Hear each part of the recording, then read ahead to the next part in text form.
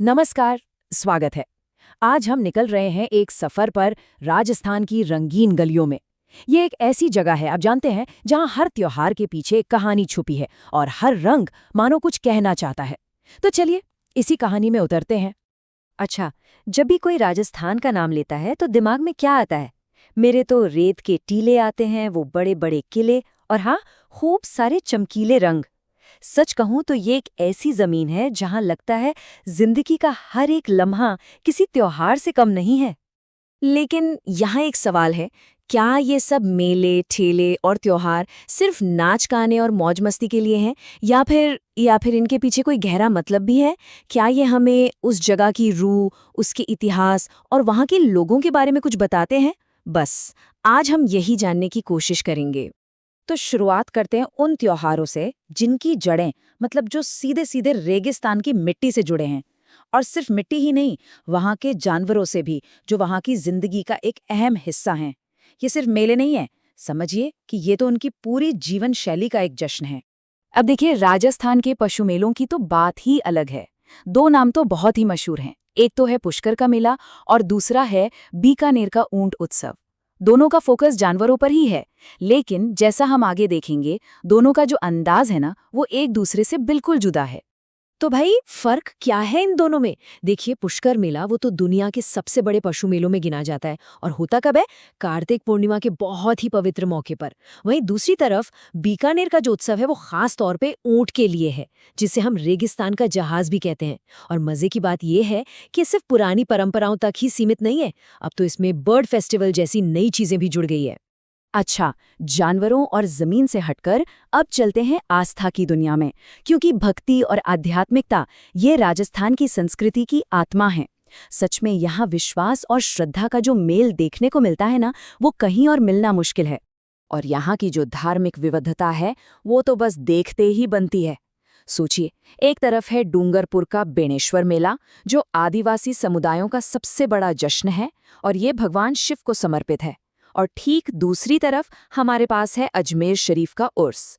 ये सूफी संत मोइनुद्दीन चिश्ती की याद में होता है और भारत के सबसे बड़े मुस्लिम मेलों में से एक है। और बस यही विविधता हमें एक बहुत ही खास विचार की तरफ ले जाती है, सर्वधर्म समभाव।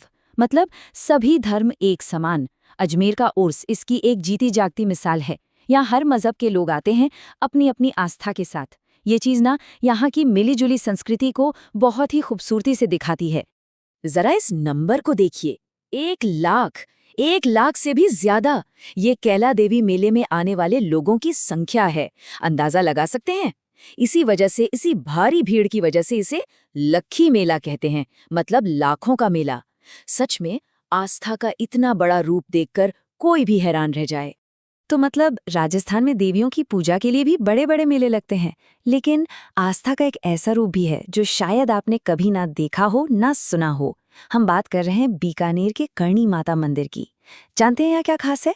ये मंदिर हजारों चूहों का घर है और उन्हें मारा नहीं जाता, बल्कि काबा कहकर पूजा जाता है। लोग उन्हें प्रसाद चढ़ाते हैं और अगर कोई दिख जाए तो उसे बहुत शुभ मानते हैं। है ना कमाल की बात? चलिए, अब आस्था से आगे बढ़कर इतिहास के पन्नों को पलटते हैं। अब बारी है उन त्योहारों की जो राजस्थान के शानदार अतीत, यहाँ के वीरों की कहानियों और उस शाही अंदाज का जश्न मनाते हैं। ये उत्सव मानो उस गुजरे जमाने को फिर से हमारे सामने जिंदा कर देते हैं। इसका एक बढ़िया उदाहरण है जोधपुर का मारवाड़ महोत्सव।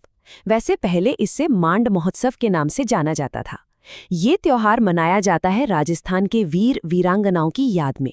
और इसका जो संगीत है, जो नाच गाना है, वो उस जमाने के राजा महाराजाओं की रोमांटिक जिंदगी की एक झलक दिखाता है।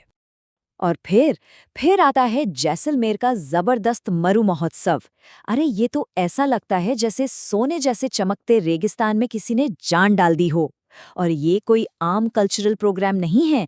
इसे जो चीज़ सबसे ज्यादा मजेदार बनाती है, वो है यहाँ की अनोखी प्रतियोगिताएं। अरे, इन प्रतियोगिताओं के नाम तो सुनिए। एक तरफ साफा बांधो कंपटीशन है, तो दूसरी तरफ सबसे शानदार मूंछों का मुकाबला। फिर मिस मूमल और मिस्टर डेजर्ट का खिताब भी है।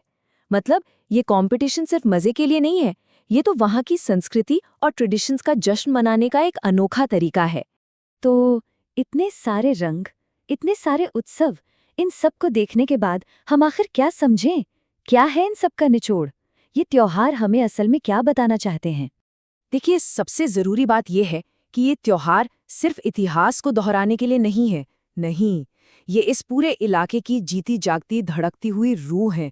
आज भी ये राजस्थान की पहचान का एक बहुत जरूरी हिस्सा है। तो एक तरह से ये त्योहार क्या है? ये एक पुल की तरह है। एक ऐसा पुल जो गुजरे हुए कल को आज से जोड़ता है, जो अलग अलग समाज और समुदायों को एक साथ एक जश्न में बांधता है। और हाँ, यही पुल आने वाली पीढ़ियों के लिए इस कीमती विरासत को संभाल कर रखता है। और आखिर में ये सब हमें एक बहुत बड़े सवाल के सामने लाकर खड़ा कर देता है। राजस्थान हमें ये तो दिखाता है कि परंपराएं जिंदा कैसे रहती हैं, लेकिन आज की इस भागती दौड़ती दुनिया में कोई भी समाज अपनी सांस्कृतिक